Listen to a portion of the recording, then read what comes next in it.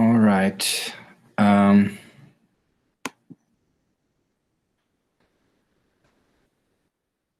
So this lecture, we will study the anomalies in the path integral in the so-called Fujikawa method. And then, so this particular one will be for the standard abelian chiral anomaly. And then for the non-abelian anomaly, we will discuss the difference between so-called consistent and covariant non-abelian anomalies and the descent equations that relate them in different dimensions. All right. But before that, so before starting to describe the abelian chiral anomaly in a path integral, let me make an observation that one has the so-called chiral basis and the VA basis for describing anomalies. So specifically in 4 dimensions, one can generically describe all the anomalies as anomalies in a symmetry current of the type psi bar gamma mu gamma 5 s psi.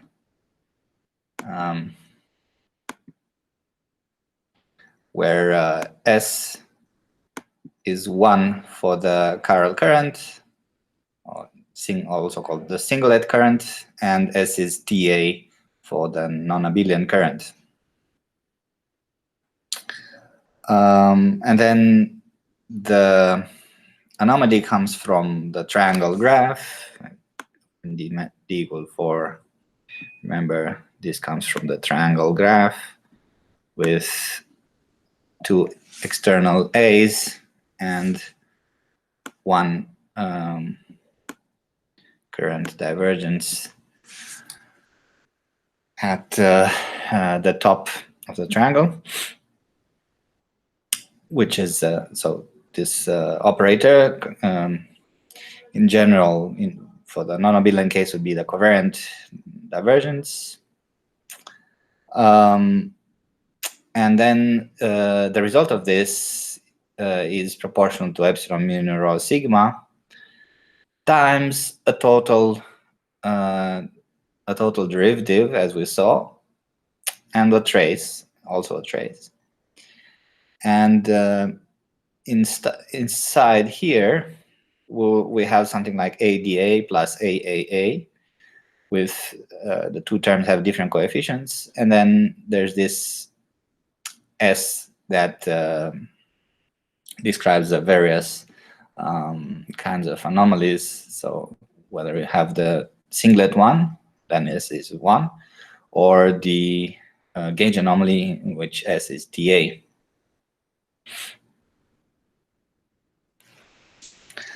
But so we saw that the gauge anomaly is due to chiral fermions going into the loop of the triangle. But sometimes it's useful, instead of considering chiral spinors, the left and right chiral spinors coupled to 1 gauge field A, it's sometimes useful to consider Dirac spinors, meaning non-chiral spinors, but coupled to 2 vector fields. Well, one which is called vector and one which is called axial vector. So this is really just a rewriting. So in the chiral basis, we will write something like this. We will write psi bar left gamma mu d mu psi left plus psi bar right d mu gamma mu d mu d mu psi right. Sorry, here L should be in here.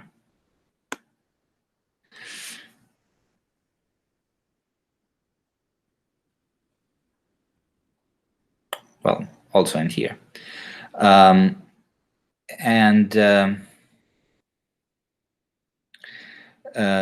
Yeah, so each of these would be in principle, could be in principle called coupled to different gauge fields, but both of them would be normal gauge fields. So I would write 1/4 GL squared, the field strength of the gauge field coupled to psi left. And then 1/4 G right squared, the field strength squared of the gauge field coupled to psi right. But a trivial rewriting, so we would have these relations. But by a trivial rewriting, we can define V mu as the average of A left and A right, and A mu as the difference over 2 of A left and A right. And then this Lagrangian will be rewritten as, so now there's a part with, there's a part in here in the Lagrangian.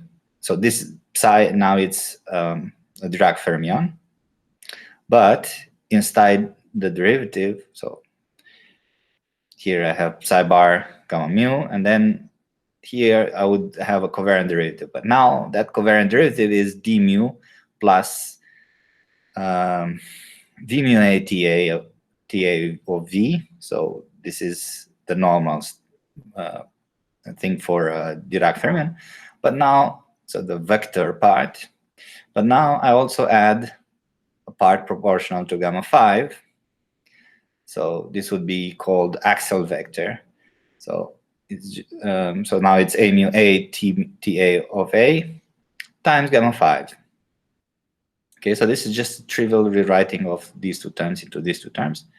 And then also these two terms go into the field strength squared of the vector field plus the field strength squared of the axial vector field squared. All right. So then in the VA basis, so in the chiral basis, we had the anomaly being epsilon mu rho sigma, a constant times epsilon mu rho sigma f mu nu f rho sigma, and well, yeah, the constant being a real constant times the charge of the fermion.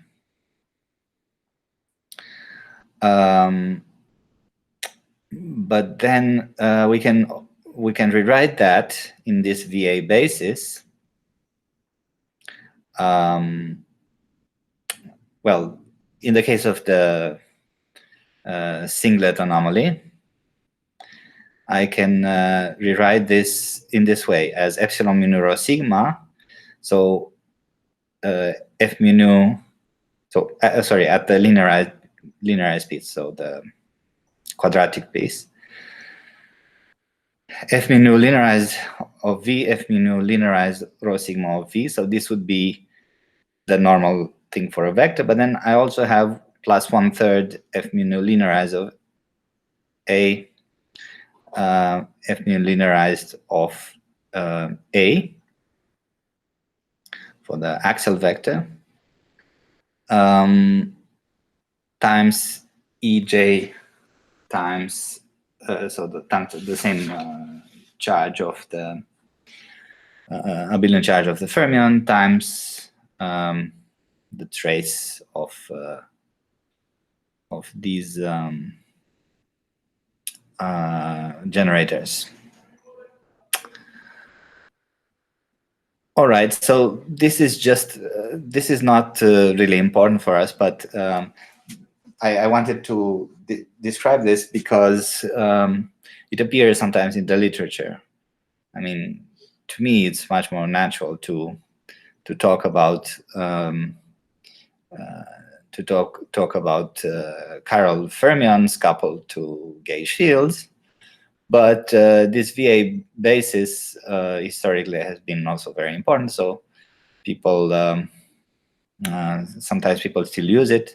So it's important to know what people are talking about. All right. So let's go into the anomaly in the path integral. The method developed by Fujikawa. So we already described in the last lecture that the anomaly in the path integral appears because the path integral measure, deep psi bar, is not invariant under the symmetry. So since the path integral is a funny object, is can be described by a discretization, one useful thing in order to analyze it, and since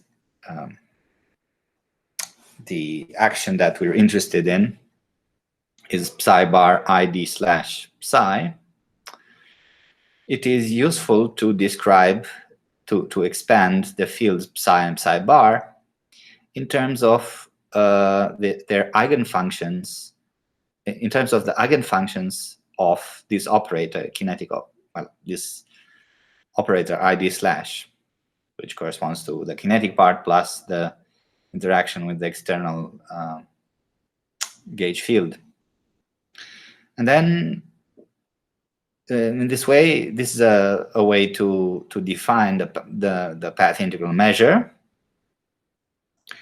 And then we see how it transforms under the chiral invariance.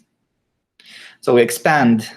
So first we define the eigenfunctions of this ID slash. So ID slash is I gamma mu d mu.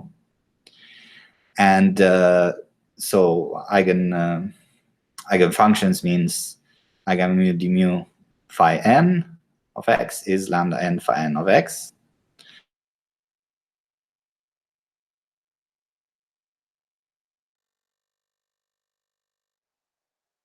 So I write sum over n, a n, phi n of x. And then psi bar, thought of as remember, we think of psi and psi bar as independent fields, which is the same as considering the real and imaginary part of psi, if you want. But this is more useful. So then psi bar is written as phi n dagger of x, but with a different, with a independent coefficient bn bar. And of course, these phi n's are orthonormal, so that means that integral over x of phi n dagger of x, phi n of x is delta nm. When you do so, then you trivially can see that, well, you can even in some sense define it to be like this, but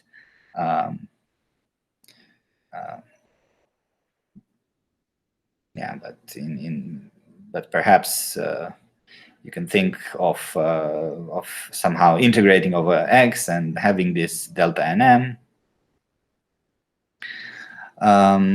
But you can really define the path integral now. So instead of being an integral over psi at discretized positions, you have to think of it an integral over these coefficients, right? So So now the variables, since phi n of x are fixed, then the variables in psi are these coefficients an, and in psi bar bn bar. So what I'm integrating over is really an, am, and bn bar. Okay, so this is the measure that we're having. All right, so a chiral local chiral transformations means that psi goes to psi prime, which is e to the I alpha of x, gamma 5 psi of x. That was our definition of a local chiral transformation.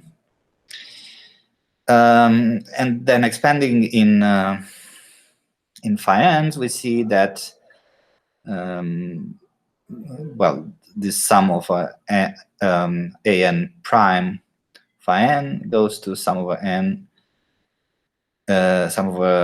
n an e to the I alpha of x gamma 5 phi n of x.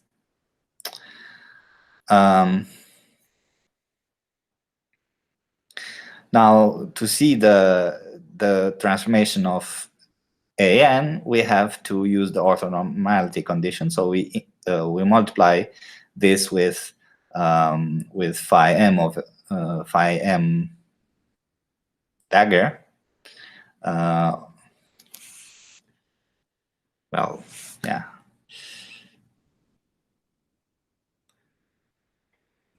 Whatever. Yeah, this is really multiplied with phi m dagger, but here I also called nm and so on. But so I can multiply with a specific phi m dagger and integrate over x, and then I get delta nm. So the result is that an prime is sum over m cnm am, where cnm is defined by this integral. So integral phi n dagger with e to the I alpha of x gamma 5, and then phi m of x. And then similarly for bn prime bar, I also multiply now with, well, now I have to multiply with really phi m, phi n of x and integrate over x. And similarly, I get that bn bar prime is sum over m bm bar cmn, where cmn is defined the same way as in here. Then that means that the measure, which was, as we said, dbn bar dam product, now transforms into dbn prime dam prime with products, and this sees cnn to the left and then cmn to the right. So this is a linear combination, and because of these c's, in the Jacobian we'll get a determinant of c, and then so I have a determinant of c coming from bn bar and the determinant of c coming from am, and correspondingly then I'll get the determinant of c squared for the Jacobian. So the Jacobian is the determinant of this thing. But the interesting thing is, of course, when alpha of x is infinitesimal. So then C can be thought, the metric C can be thought as a perturbation of 1, so 1 plus alpha hat, where alpha hat and m is, so just expanding this thing to 1 plus I alpha of x gamma 5, and then the 1 gives 1 in the matrix C because of orthonormality. And then alpha nm is the integral phi n dagger gamma 5 m of x. Well, sorry, no. Yeah, it should have been with alpha of x in here.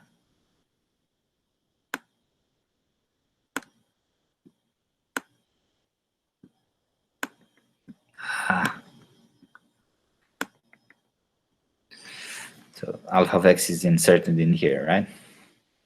Because I just expanded this exponential, and I kept I alpha of x gamma 5.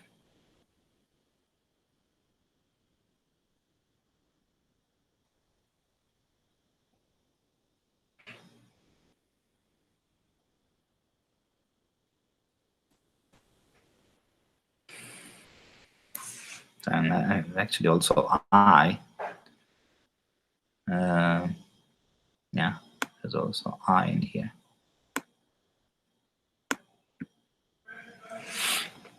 All right. But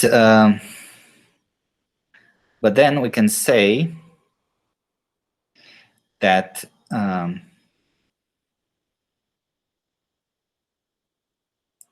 determinant of c to the power minus 1, well, determinant is exponent trace log.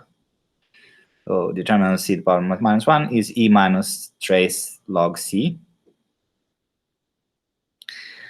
But if c is infinitesimally close to 1, so 1 plus alpha, then log c is approximately alpha hat. So this is approximately e minus trace alpha hat. So yeah,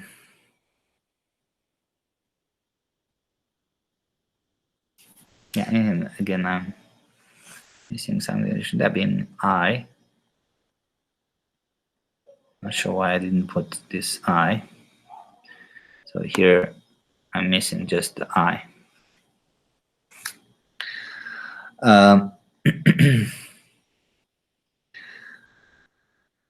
So I have this this integral and sum to be to calculate.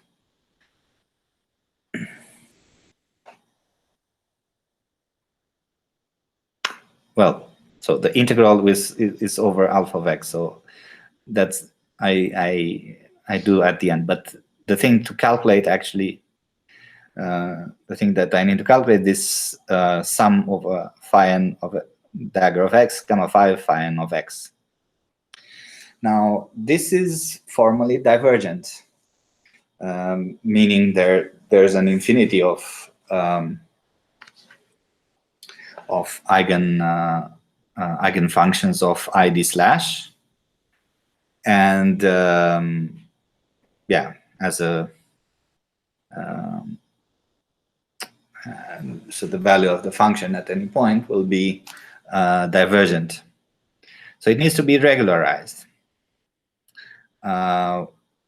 with a regulator that maintains gauge invariance, because we are interested in coupling to gauge fields and in anomaly, so we need to maintain gauge invariance in the regulator. We don't want to obtain a contribution to the anomaly that just comes from having a wrong regulator. So one possibility from which we talked about in QFT1 was the zeta function regularization, which would mean that I multiply, so inside the sum I put a factor of 1 over lambda n to the s, where lambda n is the eigen value of this eigen function phi n, and this is done in analogy with the Riemann zeta function, which is sum over n 1 over n to the s. Right. So this is one possibility. you can follow the calculation during using that, but it's still, I find it still more useful to consider the regularization used already by Fujikawa, which is a funny one.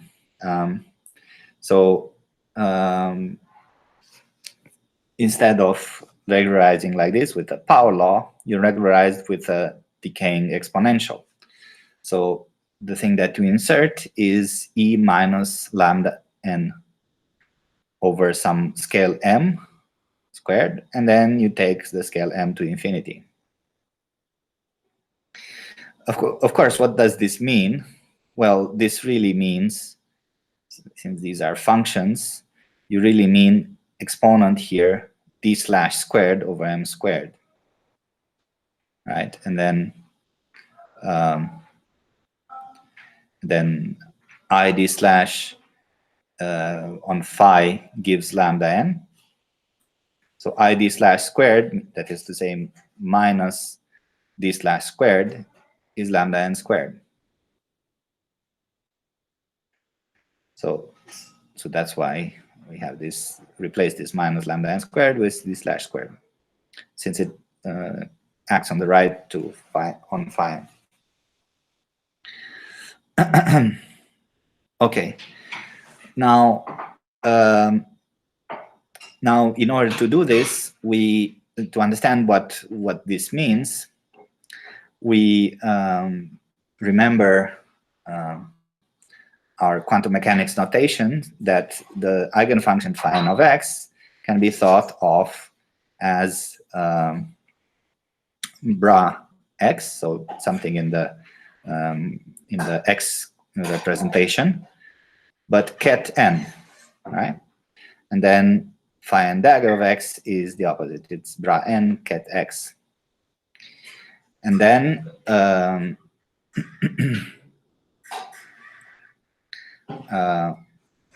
you realize that this sum over n, with n to the left and n to the right, is nothing but a trace, right? It's a trace of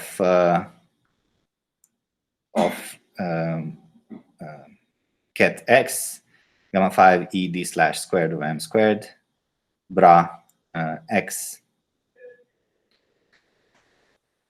And now we take we consider the, instead of the x coordinate representation, we consider the momentum representation, in which case in which case we are left with so the trace becomes a double trace, a trace in over the momentum space, and a trace over spinor indices.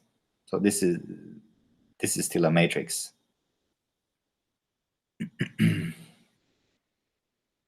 Right, I mean,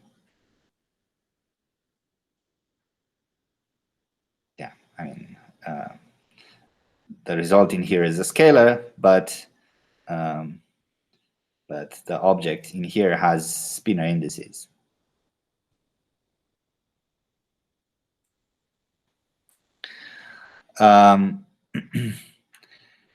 And so integral over, so trace over x means integral over x over k, but then it means also I put k bra k to the left and ket k to the right, which means e to the minus I kx to the left and e to the plus I kx to the right. Okay. And now we can use a lemma that this object inside the integral, this, sorry, yeah, well, not this one. I mean, there would be a gamma 5 in here.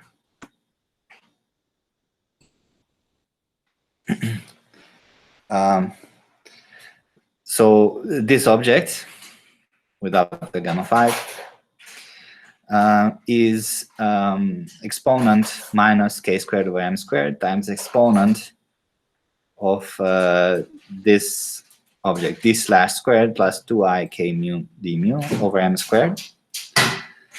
And then, since this is a function of x, this is understood also as times the identity in x. So nothing. In terms of x, nothing happens.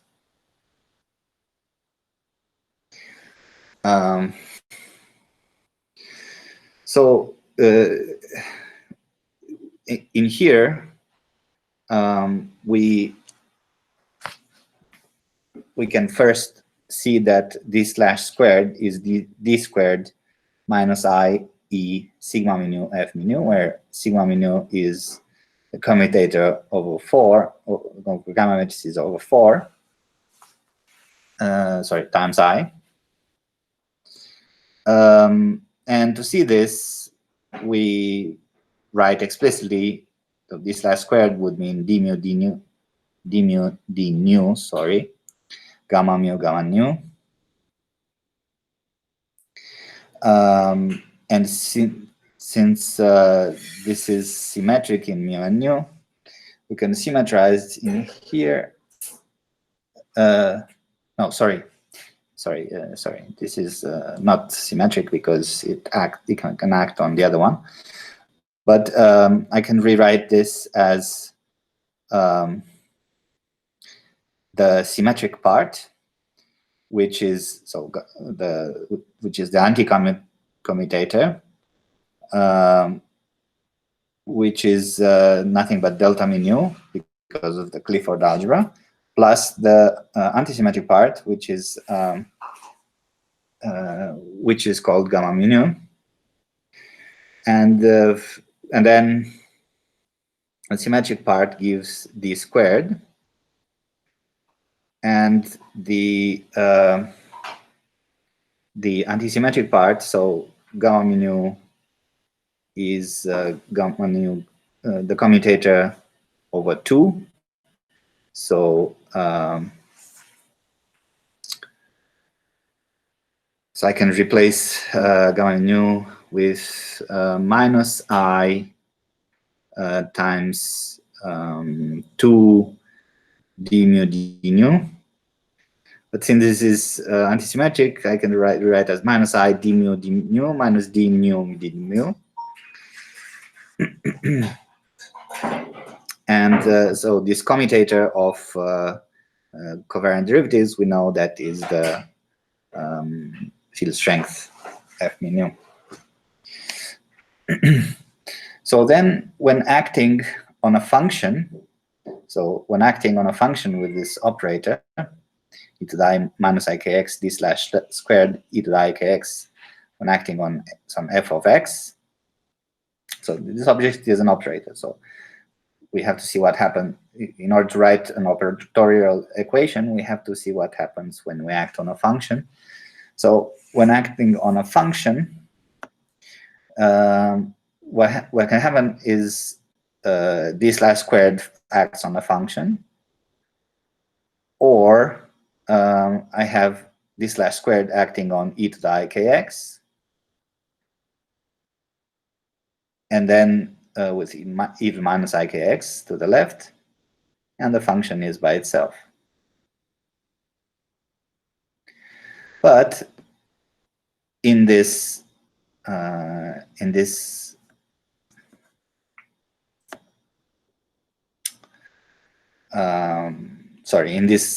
grouping, I actually have d slash squared acting completely on e to the ikx would give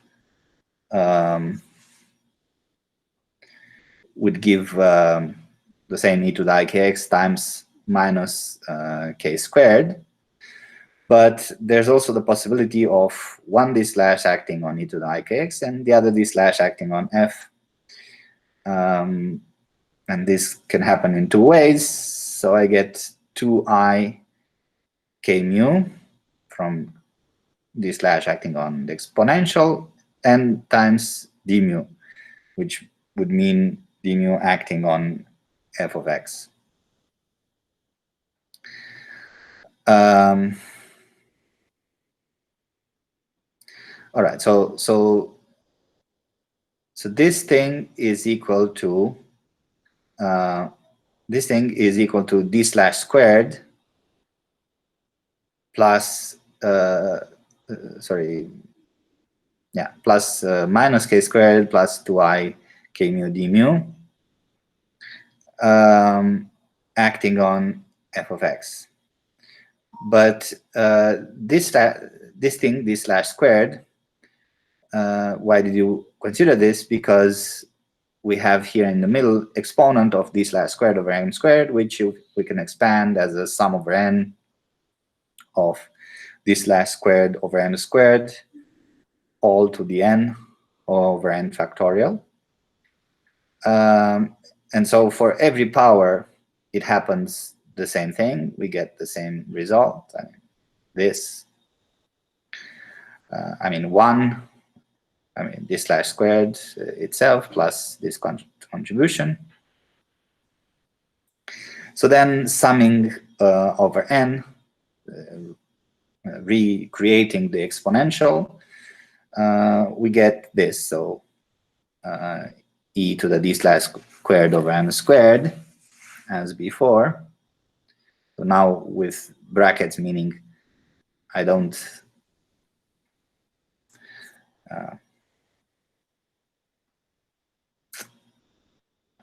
act on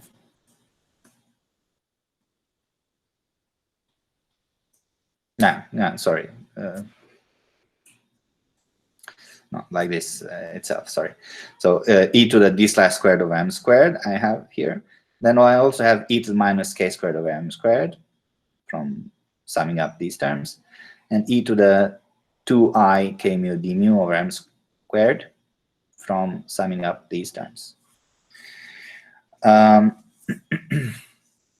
Okay, so I've proven this lemma, so I can now replace it in here with the gamma 5 to the left, as we said. So then our regularized sum over eigenfunctions is integral over k, is e to the minus k squared over m squared. Then I still have trace over the spinor indices. I have extra the gamma 5. And then I have this exponential, oops, which I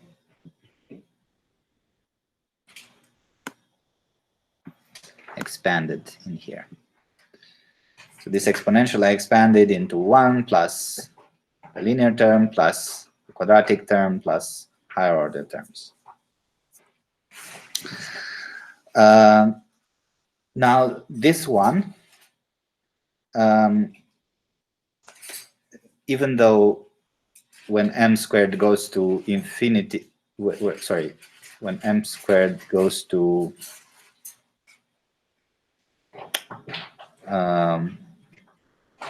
where m squared is fixed, this would be potentially,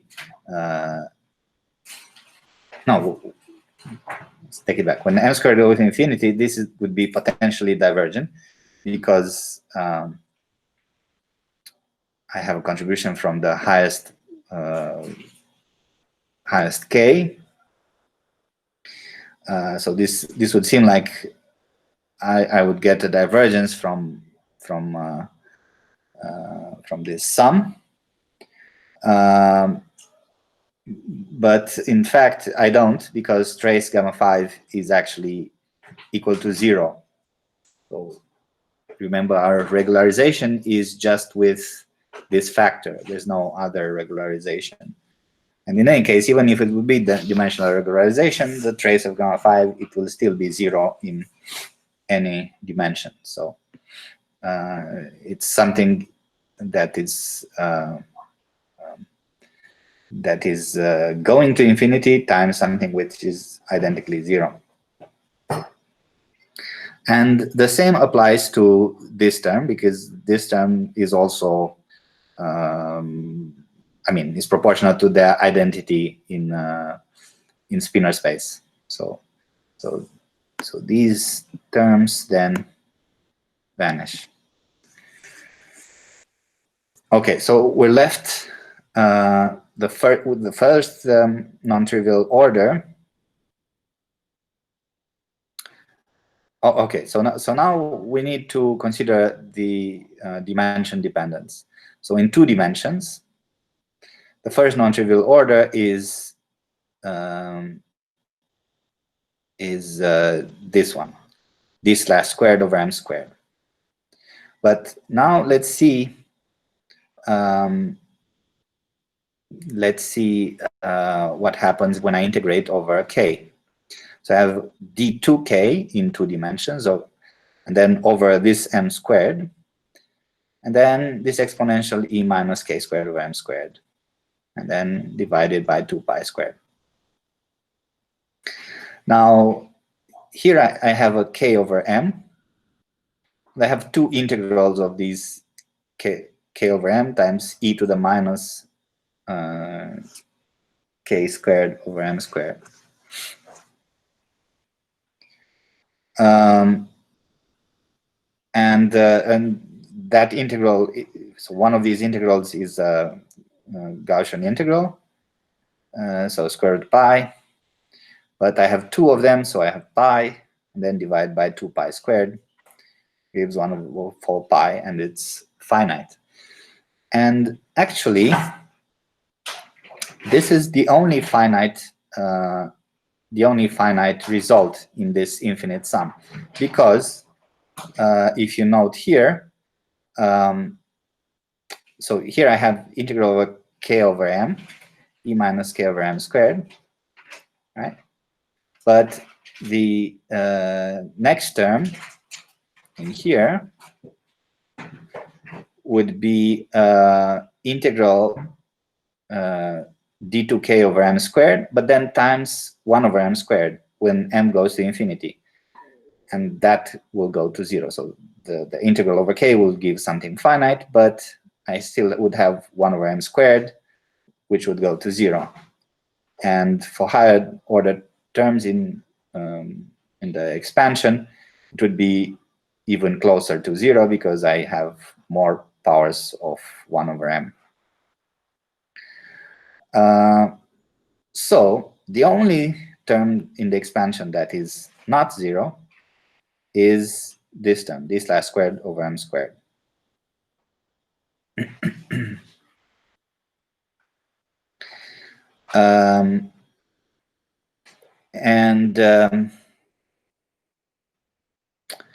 And then let's calculate this trace. So I have trace gamma 5 d slash squared over d slash squared, and in d slash squared, we have seen that we have a part which is d squared, which is proportional to identity in spinor space, which therefore gives 1, because trace gamma 5 we said it's 1. And then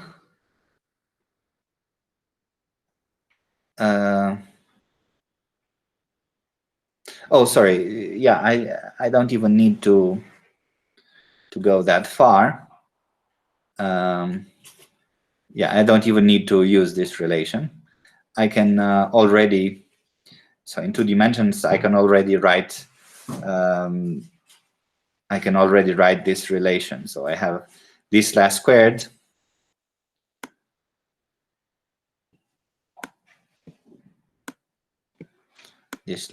squared equal to this thing times d mu and another d mu. So d mu times gamma nu. But then gamma mu in 2 dimensions has the symmetric part, which is delta mu, because of the Clifford algebra. So the anticommutator is 2 delta mu. But then times the antisymmetric part. And the antisymmetric part has to be, in 2 dimensions, has to be proportional to the Levicività, epsilon mu. And then times one particular order. So let's say gamma 1, gamma 2. But then gamma 5 in 2 dimensions is minus I, gamma 1, gamma 2. So, so then gamma 1, gamma 2 is I, gamma 5 times epsilon 1, 2, which is 1. So this this relation is correct in 2 dimensions. So then when I take the trace with, I have a trace with gamma 5 and then gamma mu, gamma nu.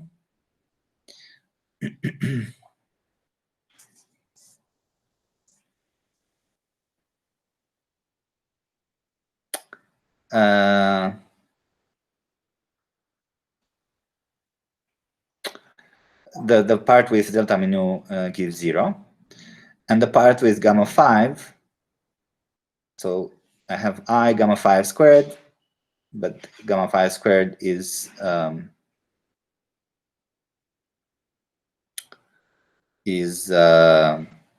minus 1. Sorry, gamma 5 squared is, I guess with this convention, I guess it's 1. Here I went back to calculating in terms of sigma mu, so in terms of this relation. But the result is, in any case, minus epsilon mu. So I just have this minus epsilon mu times the trace of 1, which is 2 in 2 dimensions, divided by 4. And then I have 2 of these terms. So this is minus epsilon mu. So, so the trace itself was d squared times minus epsilon mu.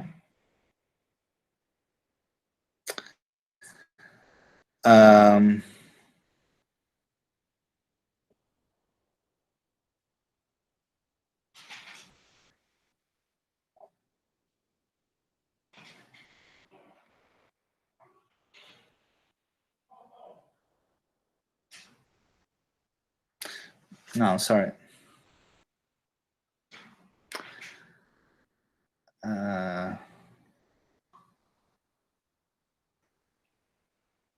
Sorry. Again, I'm not sure why I write this equation. So that's correct, but I don't think I need it. I just have to take the trace in here. So I have trace of gamma 5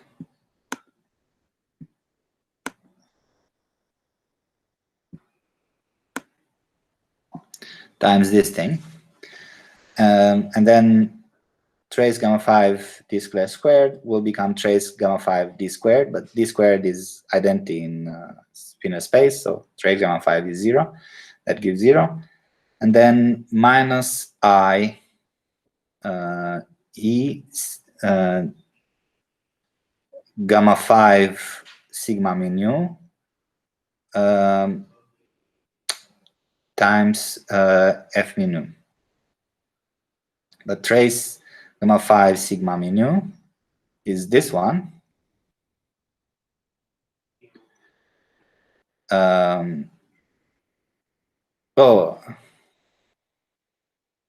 Oh, I see. I think I wrote, well, yeah, maybe we can use this one as well. But the point is, sigma mu is the antisymmetric part, so it's proportional to epsilon mu, but then is gamma 1, gamma 2, which is gamma 5 up to an I, and in any case, the result becomes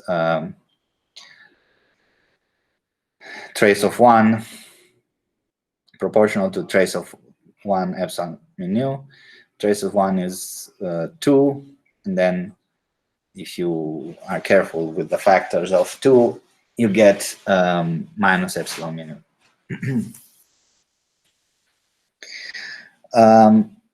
So then finally trace gamma 5d slash squared is minus I e f mu times this trace.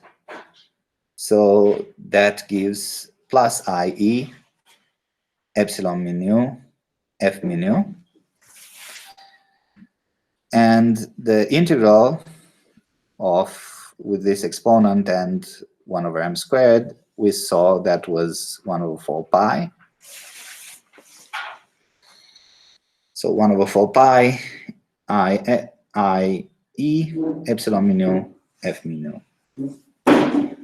So our regularized sum then becomes this, which means that the measure deep psi bar goes into deep psi bar times determinant c to the power minus 2, which we've expanded, and we've seen that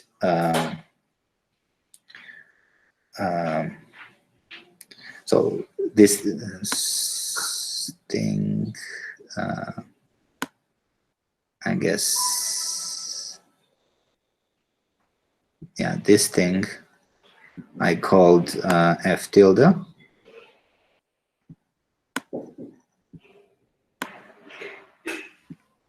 So f tilde is 1/2 epsilon mu f mu. But then in our integral, in here, sorry, in our integral, we had, so 1 minus I integral dx I alpha of x times this sum.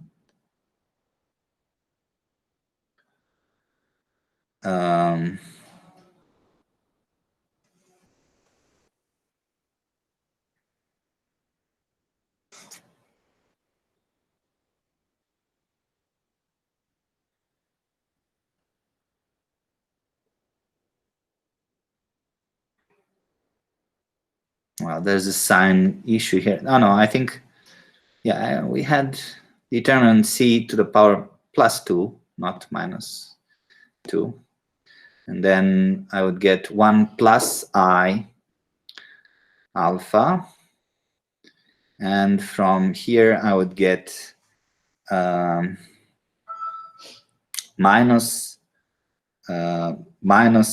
so plus I times plus I would be a minus, and the power of 2 will give, will cancel this 2 in here, so I get finally 1 minus e over pi, and the result is integral dx alpha of x f tilde of x.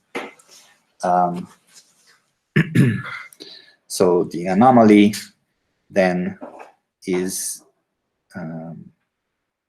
the anomaly. So once we take out this integral dx alpha of x, the anomaly is minus e over pi f tilde, as we found before. Now, in 4 dimensions, from this infinite sum, the relevant term is the next one. So the first term is 0. The first term is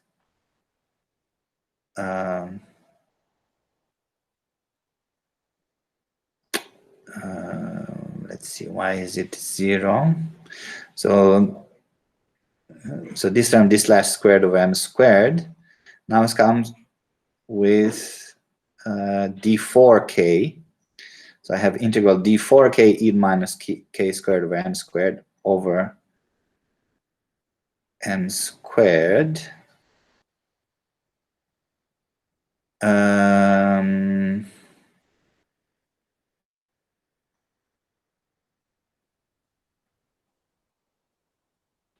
Right, but right, because the reason is for that is that the trace in here is also 0. So I have trace gamma 5 d slash squared, as we saw, reduces to trace gamma 5, which is trace gamma 5 times 1, which is 0, and trace gamma 5 times sigma mu nu. But trace gamma 5 times sigma mu nu, in 4 dimensions, gamma 5 is proportional to epsilon mu nu rho sigma, and then sigma mu nu is proportional to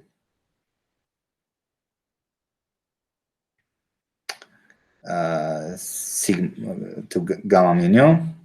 So sorry, no, like this itself. So trace gamma 5 trace gamma 5 gamma mu nu is proportional to trace epsilon mu nu rho sigma gamma rho sigma, but trace gamma rho sigma is 0. So so the first so this first order term that was the relevant term in 2 dimensions now is 0 because of the trace. But the first non-zero term is now this one.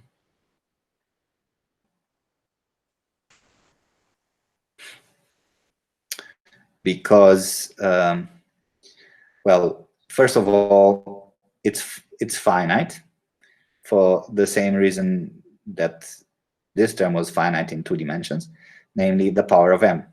So now I have an integral of d4k over m4 e to the minus k squared over m squared.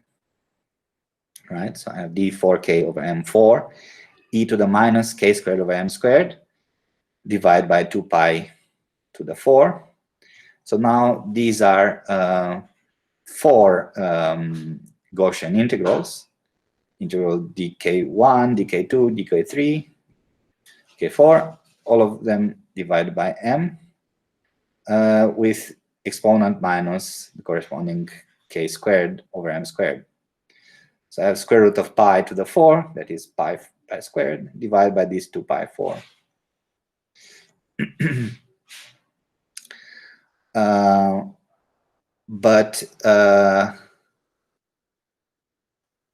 So I have this integral, which, as I've seen, is finite.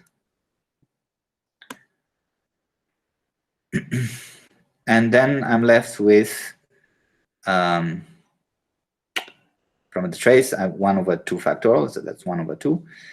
The trace gamma 5 d slash squared. This slash to the 4, sorry, this slash squared squared.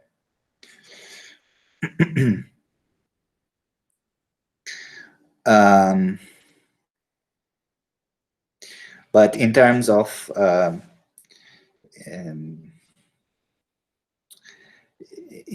the trace, so I saw that d slash squared had a term which was proportional to 1 and the term proportional to sigma mu nu.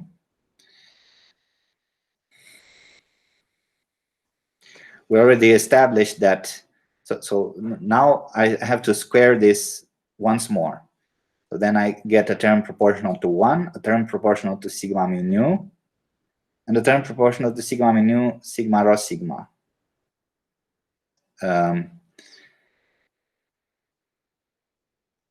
When I take the trace of gamma 5 times this, trace gamma 5 is 0, trace gamma 5 sigma mu nu is also 0. And I'm only left with a trace gamma mu nu, gamma 5 sigma mu nu, sigma rho sigma. And sigma mu is gamma mu with minus I over 2. So trace gamma 5 sigma mu sigma rho sigma is minus 1 over 4 trace gamma 5 gamma mu gamma rho sigma.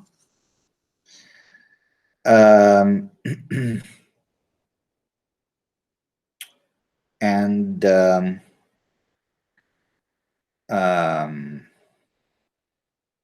yeah, you can see as before we can replace gamma 5 gamma mu with epsilon mu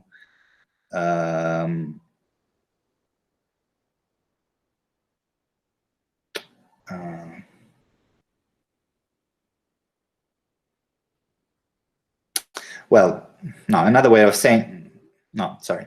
Another way of calculating this is to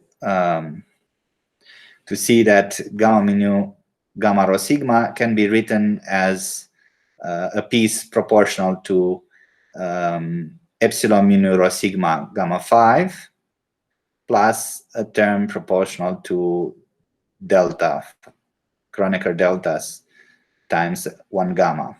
But sorry, the trace proportional to the delta, so delta mu with rho sigma. But that will, in terms of the trace, would give trace gamma 5, which is 0. So the only one that's non-zero is when I have in here, I have the piece which is epsilon mu rho sigma times gamma 5. The gamma 5 squared is 1. And then I have epsilon mu rho sigma trace 1. And the proportionality for this first term, you can figure out it's I. And then correspondingly, and trace 1 in 4 dimensions is 4. So then this trace is minus I epsilon mu rho sigma.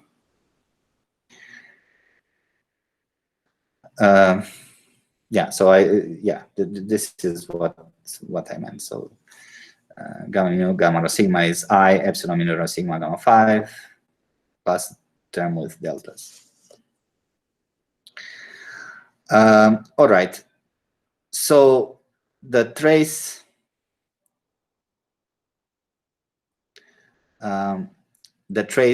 for this term, d slash squared is non-zero at finite and non-zero, and the integral is finite.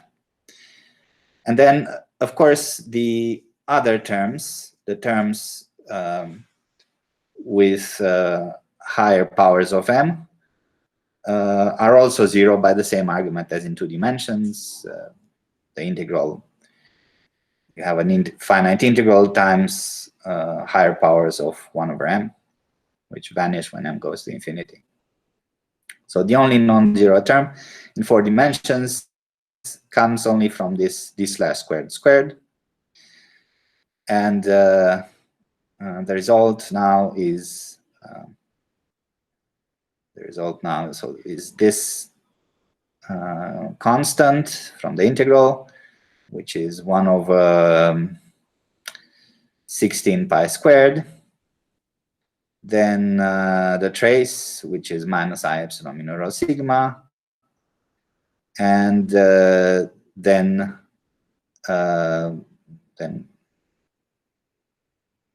minus E squared over 2, and then if mu f rho sigma. When you put all of these together, you get I E squared over 16 pi squared, f mu, and f tilde mu is 1/2 epsilon mu rho sigma f rho sigma. And the anomaly comes from, so I had, when transforming, the Jacobian gave a determinant c squared, which was approximately 1 plus alpha, plus integral dx alpha of x times this sum. And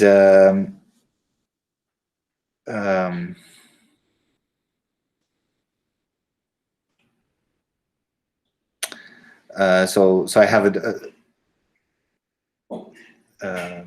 so I mean this determinant was squared, and so I had a factor of 2, and so correspondingly I get this integral, and this integral in the measure corresponds to the anomaly, so d mu j mu being the thing inside the integral. So minus I, yeah, here is missing e squared, right? E squared.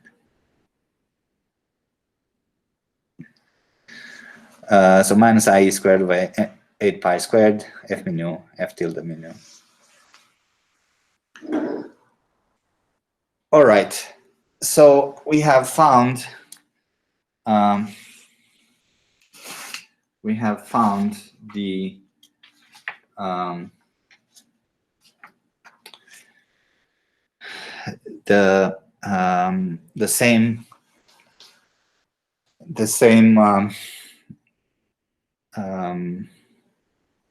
same anomaly as in the as from the triangle anomaly. Well, actually, in the triangle anomaly, we didn't even calculate it. So now we actually were able to calculate the triangle anomaly in 2 dimensions. What we did calculate before was this anomaly in 2 dimensions from the bubble diagram. But so that works out, that we obtain the same result. And in 4 dimensions now we can see it's much easier. So that's another reason why I did not do the full calculation in 4 dimensions for the triangle diagram from Feynman rules, because that would have been very long. And here we obtain it much easier after doing the 2-dimensional calculation. So you can see also that now we can also much easier continue in a much easier way continue to d equals 6, 8, 10, and so on. What will happen? It will be that always these slash squared powers will contribute, but a higher power. So in 6th dimension will be d slash squared to the cubed over m6. That will correspond. That will be the only non-zero term. And then in 8th dimension, d slash squared to the 4 over m8 will correspond, and so on. And you can prove in the same way that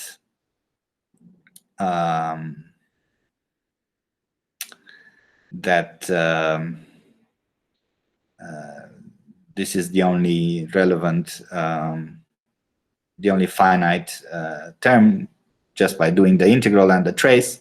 So doing the integrals, you obtain something finite, and then doing the trace, you obtain something non-zero. And in this way, you can also understand why this is supposed to be this is supposed to come from only a corresponding polygon, one loop polygon calculation. So if you look in here, the result for d mu j mu was proportional to f. So so the only possibility was for, so f means one external gauge field, and then on the other side we have d mu j mu. In here we have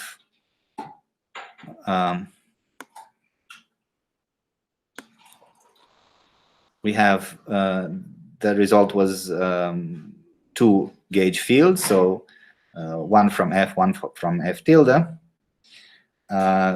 So we have coupling to 2 external gauge fields, and then on the other side we have d mu, j mu. So this can only come from a triangle diagram, and we can continue like this in 6 dimensions. We'll have a result which will come from will be proportional to f mu cubed. So it will have 3 external gauge fields, and then one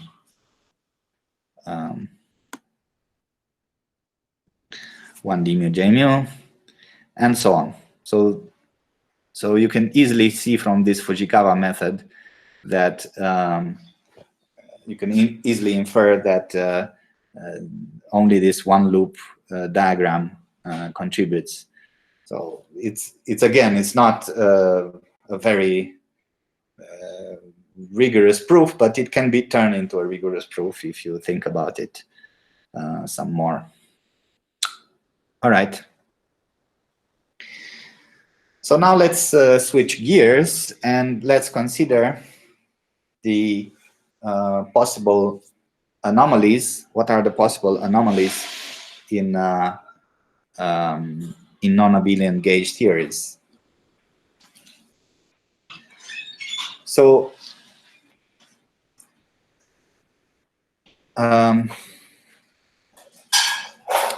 we've seen that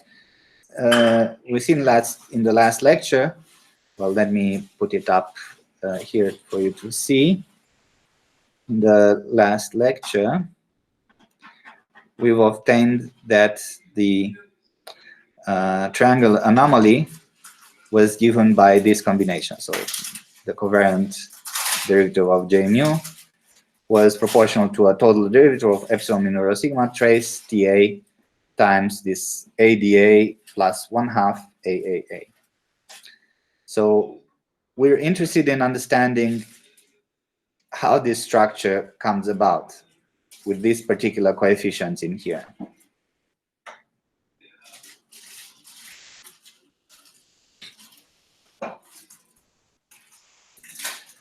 So it turns out that these coefficients come from a consistency condition found by Wes and Zumino. And the corresponding anomaly is called the consistent anomaly.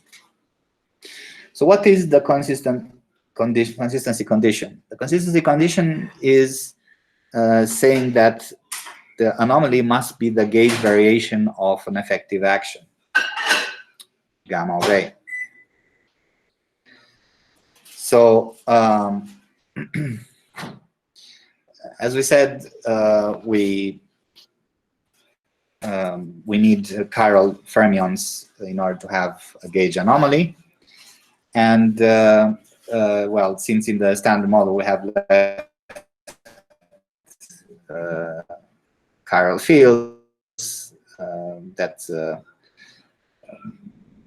a convention one usually takes. So then one considers the gauge variation for the anomaly of these left-handed fermions.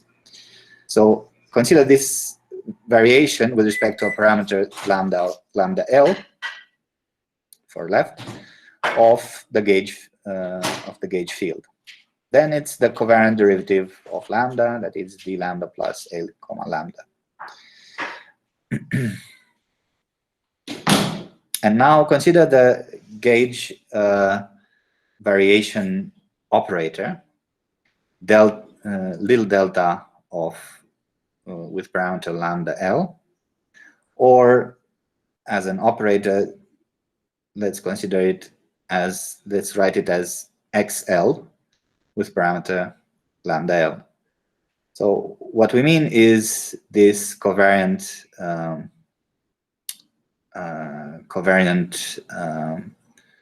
derivative of lambda L, so d lambda L plus A comma lambda L, contracted with the variation with respect to A that would act then on an effective action. So when this acts on an effective action, in other words, the operator acting on this effective action, it will give the anomaly. It's supposed to give the anomaly. I mean, that's our definition, that the anomaly should come from the effective action, from the variation of the effective action.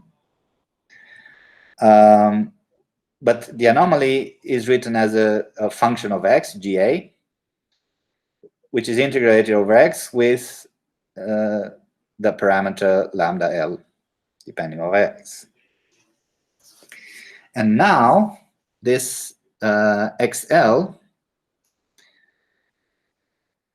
as you see, in terms of the operator action, there's a gauge index. In terms of the operator action, there's a gauge index. So one can consider the commutator of these two operators, and the commutator should obey the group algebra. That means that the commutator of the variation with parameter lambda 1 with a operator with parameter lambda 2 should be the operator with parameter commutator of lambda 1 with lambda 2. This is the group algebra in terms of described in terms of variations of an effective action. So explicitly writing this means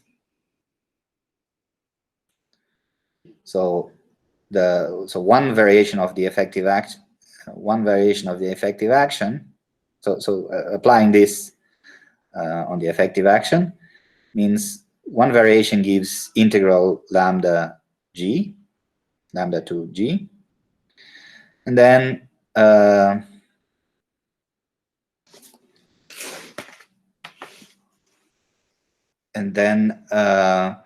the second variation must be applied onto this GA.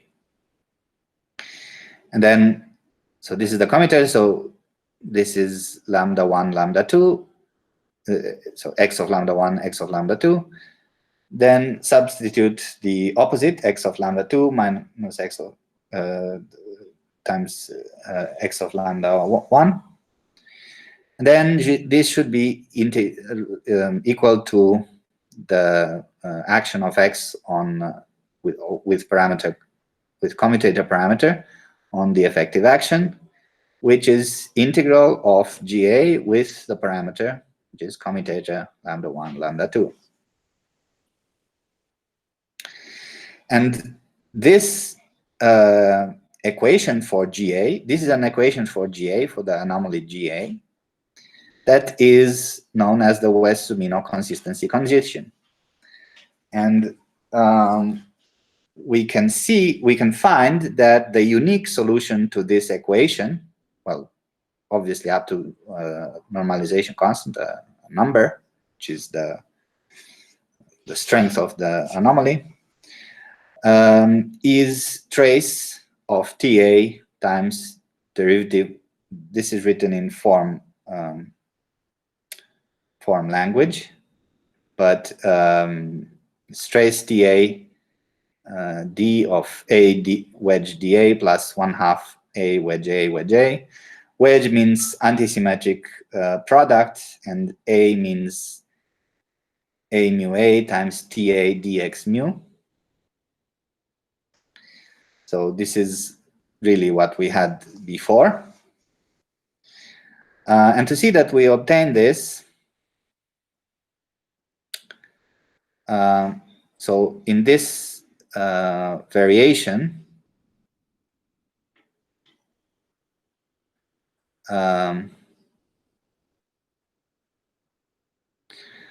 so we substitute this into a consistency condition. So substitute this in here. And then there's a total derivative in here. D means d mu del mu. So sorry, del mu dx mu.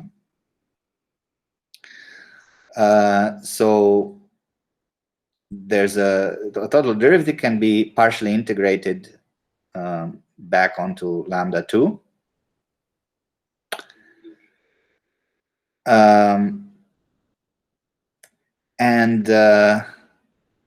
And then I get a minus sign. So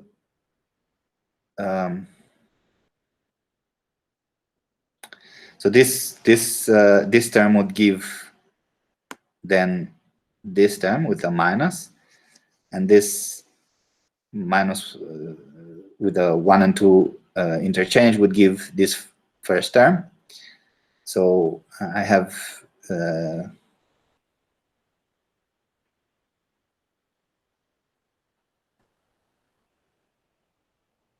no, sorry, what am I saying? No, so sorry. So I partially integrate d into lambda 2.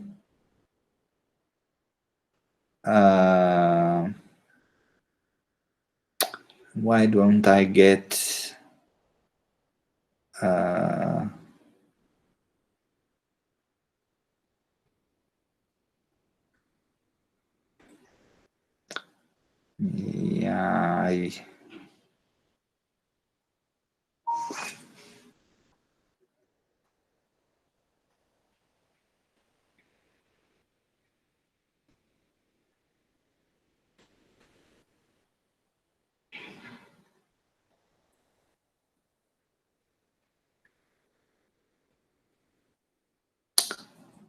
yeah, I'm a little bit confused about the sign, but I think it's probably the opposite sign here. So I partially integrate the d. I partially integrate the d onto lambda 2, and I get d lambda integral trace d lambda 2 of the variation of this thing minus the thing with 1 and 2 interchanged. Then it's supposed to be equal to integral dx times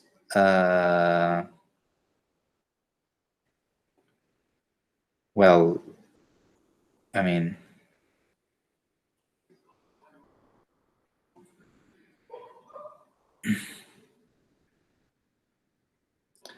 times, well, this is xl acting on gamma. So xl, so integral dx of the variation with respect to parameter lambda 1, lambda 2 of GA, which gives this equation.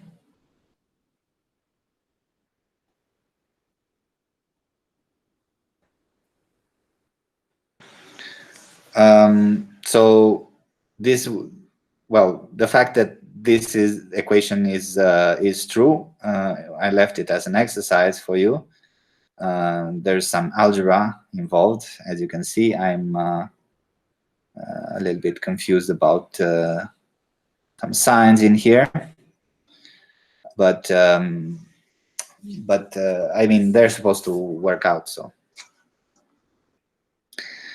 So that means that this anomaly, which GA, which was the, just as we saw, the covariant derivative of A times the variation of gamma with respect to A mu, is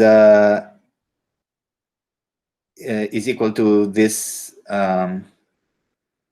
this formula here. So trace TA times, well, a coefficient I over 224 pi squared, which is, well, is the coefficient that you obtain for one chiral fermion. But in general, there could be some different coefficient. And then and then I have this, so the wedge product of all of the wedge product of D times this A wedge dA plus 1/2 AAA means epsilon mu nu rho sigma, the antisymmetric product, times trace TA d mu A mu d rho A sigma plus 1/2 A nu A rho A sigma. So this anomaly satisfies the consistency condition. So this is called a consistent anomaly. However, the interesting thing is that this is not covariant under gauge transformations.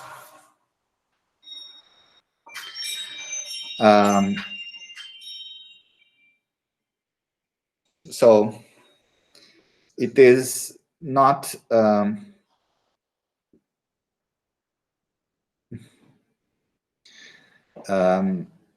so this anomaly has a physical meaning, is the one that we've obtained for a chiral fermion.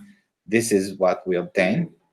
However, theoretically, it's better to work with covariant expressions, and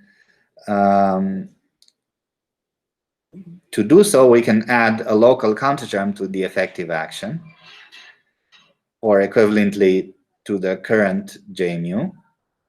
So to add to J mu an x mu, or equivalently to the effective action gamma act or delta gamma to obtain a gamma tilde, and therefore I will get from its variation, we will get a G tilde A, which is also a d mu of some other J tilde, which is J plus X. That will be covariant in the sense that its gauge variation, for instance, is it's a covariant object. However, this covariant anomaly is not consistent, meaning it does not satisfy the Wess-Zumino consistency condition. So you can have a consistent anomaly that's not covariant, or a covariant anomaly that's not consistent. So, however, these two anomalies and also the singlet anomaly are connected together through the descent equations found by Stora and Zumino. These descent equations, they are called descent equation because you descend in dimension. So you go from a dimension 2n plus 2 to 2n plus 1 and then to 2n. And in so doing, you go from different kind of anomalies. You obtain different kind of anomalies. So to understand this, we again need to use this form language in which we have this wedge product that means antisymmetric product, and D means also antisymmetric derivative, and all of these objects are forms, which means like A is an A mu dx mu, and F mu nu is 1/2 F mu nu dx mu dx nu. So consider as a starting point the Chern form in 2n plus 2 dimensions, which means this wedge product, this antisymmetric product of F n plus 1 times. So F wedge F wedge F n plus 1 times. As an example, we can consider the Chern form in 6 dimensions, which is omega 6 is trace F wedge F wedge F. So since this is an antisymmetric product, that means it's something proportional to epsilon mu1 up to mu6, trace f mu1 mu2, f mu3 mu4, f mu5 mu6.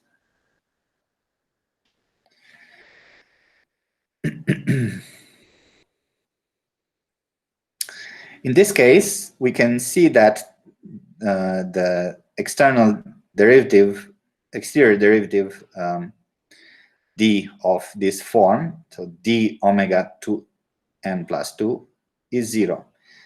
This exterior derivative is an antisymmetric derivative, so it means total antisymmetry. If I have a total antisymmetry here, so epsilon mu1 up to mu7, d mu1, and then all of these up to mu7 is supposed to be 0. And well, the way to prove it in this form language is easier. Right, d of trace f to the n plus 1 is n plus 1 terms times trace df product with f to the n. But inside the trace, I can replace df with a covariant df.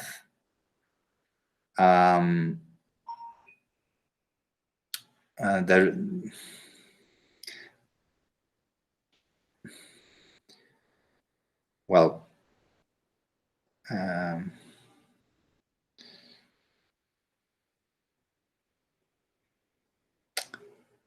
well, okay. So this fact that I can replace inside the trace df with covariant df must be expanded.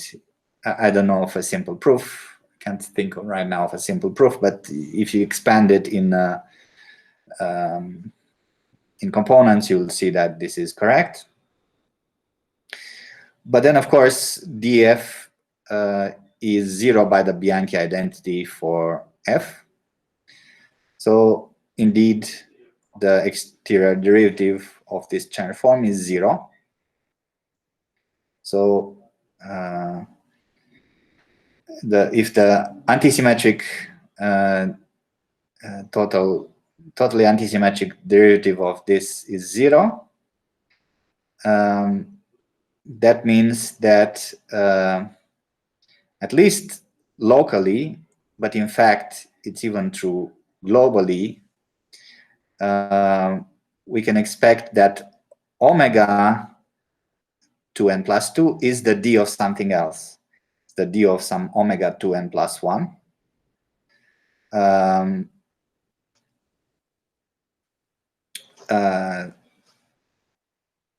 So the omega, you can check this explicitly by explicitly finding what omega 2n plus 1 is. And omega 2n plus 1 then is called the Chern-Simons form in 2n plus 1 dimensions. In our example, omega 6 is d of an omega 5, and we can find that omega 5 is this thing, trace dA wedge dA wedge A, plus 3/2 dA wedge A wedge A wedge A, plus 3/2 A wedged 5 times.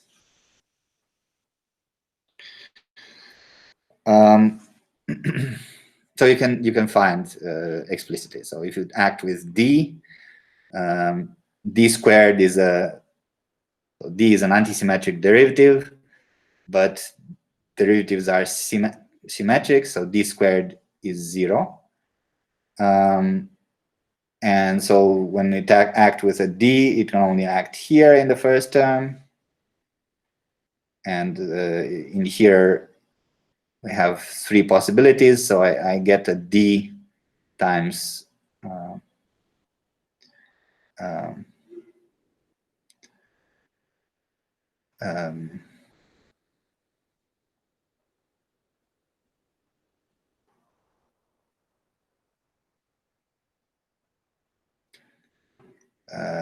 times, so dA, dA, wedge A, wedge A, but times three contributions, so 9/2 dA, dA, wedge A, wedge A. And then in here I get dA, I can act on each one of these 5, so I get 5 terms. So I have 3 dA, wedge A, wedge A, wedge A, 4 times. And then if you expand this F6, you will see that you will get exactly the same thing.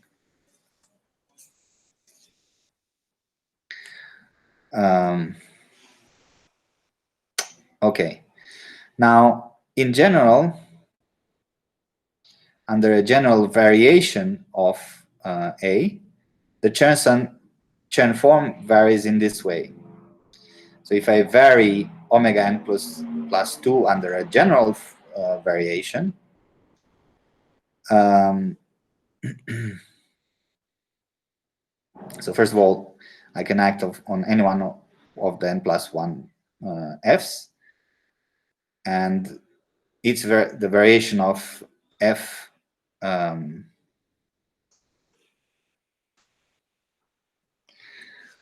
will so the variation of f will give covariant derivative of delta A,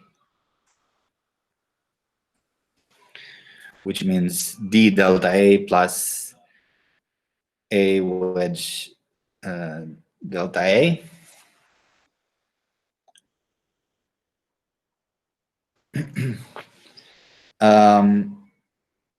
And then, but then d of f is 0 by the Bianchi identity, so I can write also this as inside as d of delta A wedge f n times, and I can put d outside, but outside the trace, d can only be a normal derivative because this is a trace, so there's no more gauge indices. So I cannot contract a gauge field with any indices.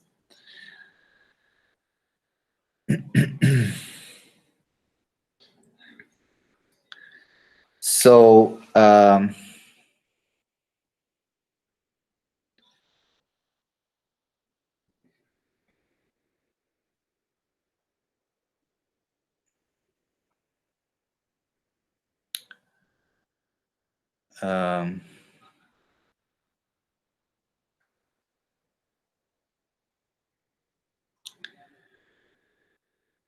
and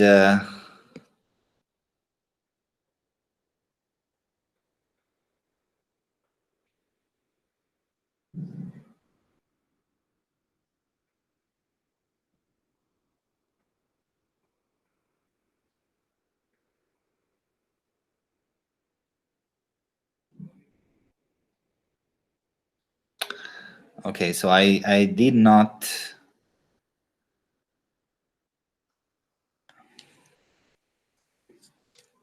I think I've.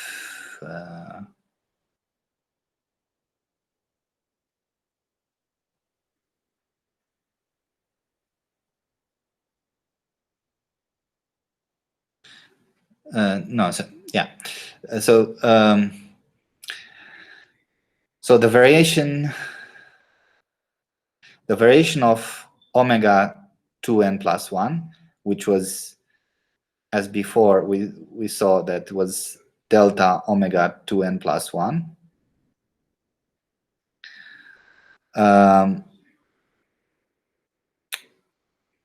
So delta d omega 2n plus 1 is equal to this thing. But this thing is a total derivative, d, of something, of some infinitesimal thing, so that I'll call delta omega 2n plus 1. But this delta omega 2n plus 1 is n+1 d trace variation of a f to the n. But since I peeled off the d, I should also add a possible total derivative d of something. Since d squared is 0, when I peel off a d of the equation, I should add a possible total exact form, so d of something.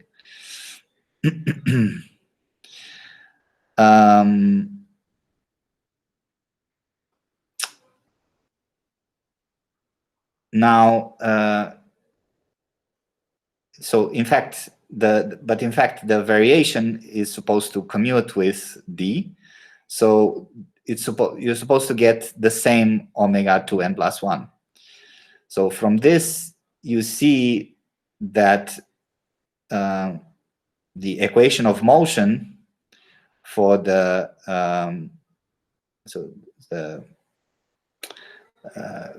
field equation, the equation of motion, or field equation of omega 2n+1, which I said it's called the Chern-Simons form or Chern-Simons action,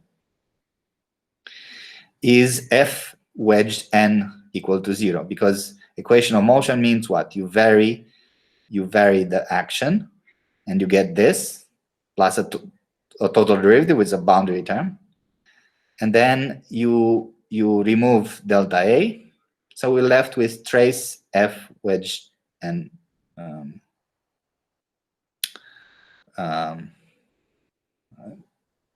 0 times. So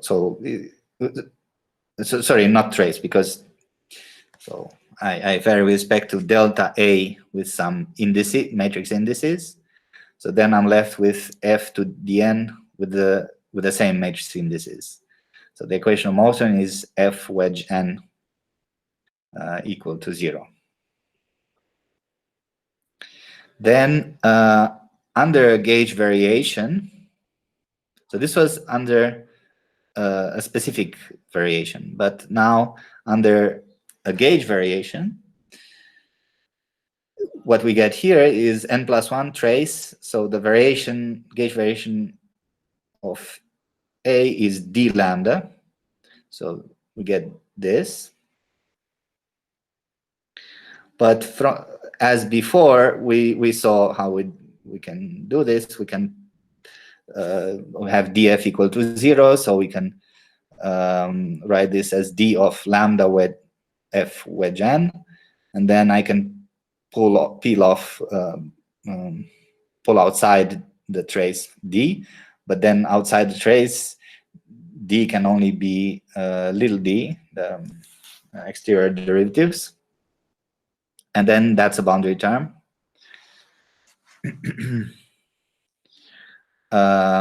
So the variation of so that means that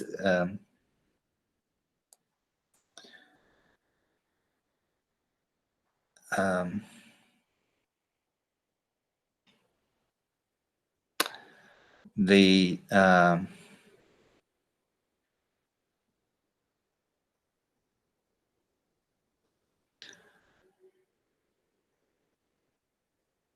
variation of the gauge variation of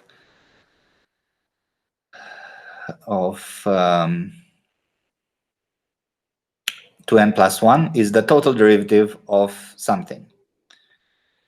That something is trace lambda f wedged to the n. So in fact, in our specific case, we find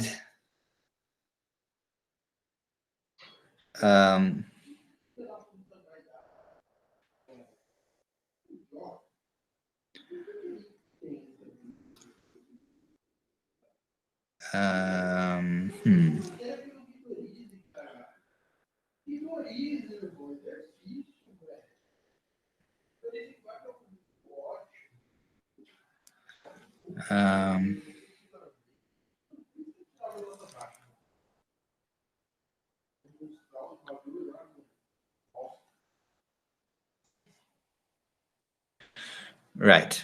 So now in our example, if we vary, you do the gauge variation of omega 5, you find that this is the total derivative of trace of lambda, and then this f wedged to the n can be written as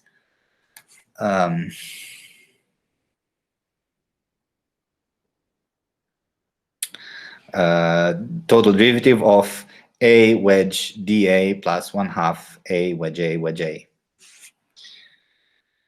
which is we recognize as the consistent non-abelian anomaly, whereas the field equation of omega 5 gave us the covariant non-abelian anomaly, since it was written in terms of f, which is covariant. So so to summarize, we get the descent equations, which are that omega 2n plus 1 is d of omega 2n plus sorry, omega 2n plus 2 is d of omega 2n plus 1. Then the gauge variation of omega 2n plus 1 is d lambda times the consistent anomaly, and trace Ta variation with respect to A of omega 2n plus 1 is the covariant anomaly.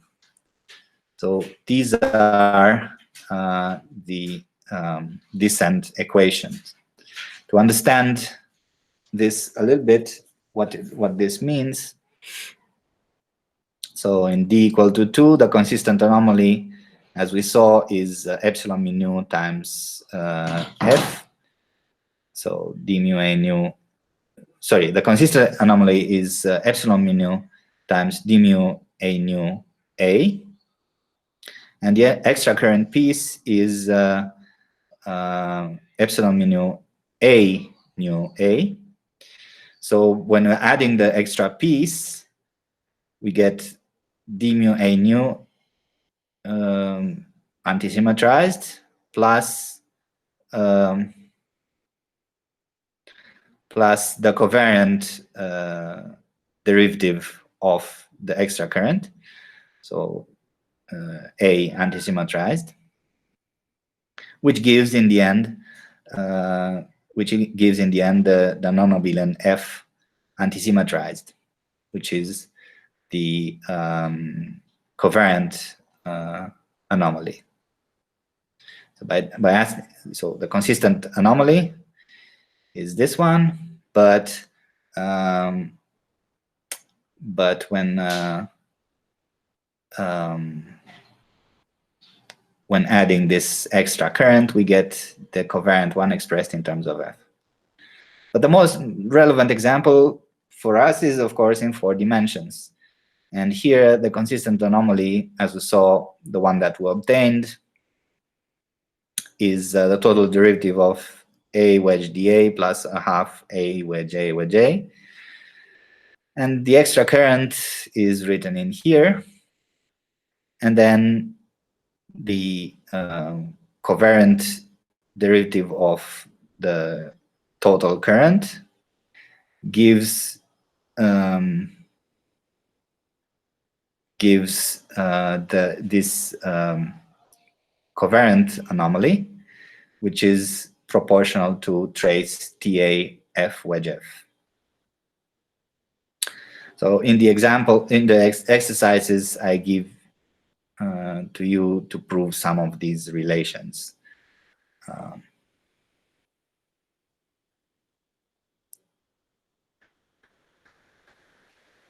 All right. So I think this is everything I wanted to tell you today.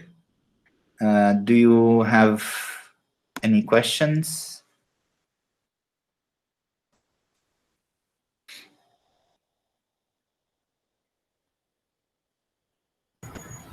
I have one. Yeah.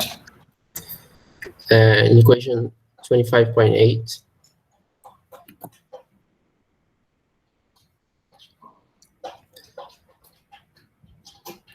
Yeah. You write the spinner as a discrete series. Right. I mean, it's not. So this is a regularization. So the point is,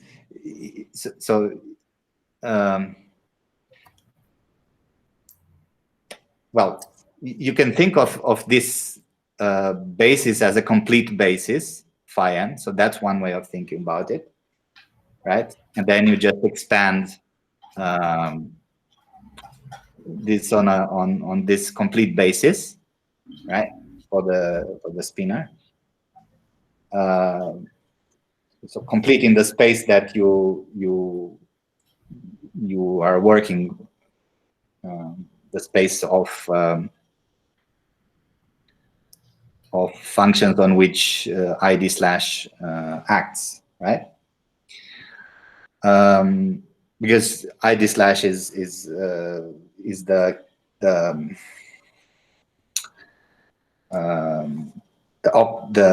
operator, the operator that appears in the action. So you expand in this complete basis. That's one way of thinking about it.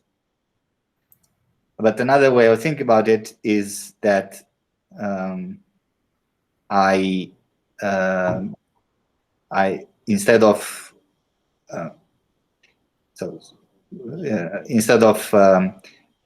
having this path integral, which is a funny thing where I integrate over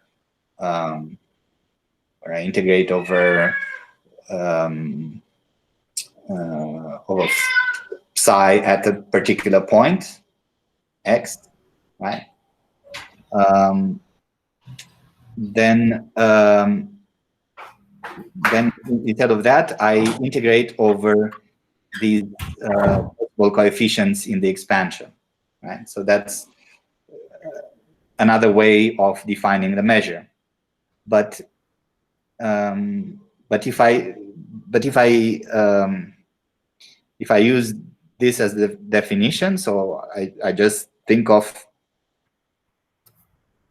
the set of eigenfunctions of ID slash as the complete set, and I expand in it, then really path integral really means, since these things are constant, the only thing I can integrate over is the coefficients, right? So this is an equality if I think of it this way. So either way, either I think of the space on which ID slash that I work on the space on which ID slash is complete, or I define the measure as integration over coefficients of these eigenfunctions. Okay, but why are the phi n discrete? Oh, why is it discrete? Well, it doesn't need to be discrete, in fact.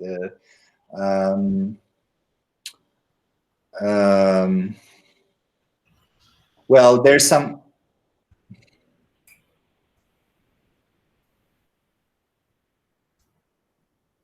Yeah, I mean, there's some mathematical theorems about the eigenfunctions of ID slash. And yeah, in some cases you can show that it's supposed to be discrete, but in principle it could have accumulation points. So it could be that it turns continuous in some for some particular value of lambda.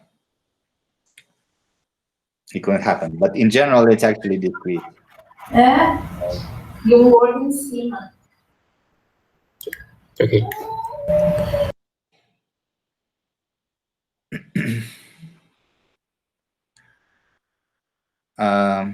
Any other questions?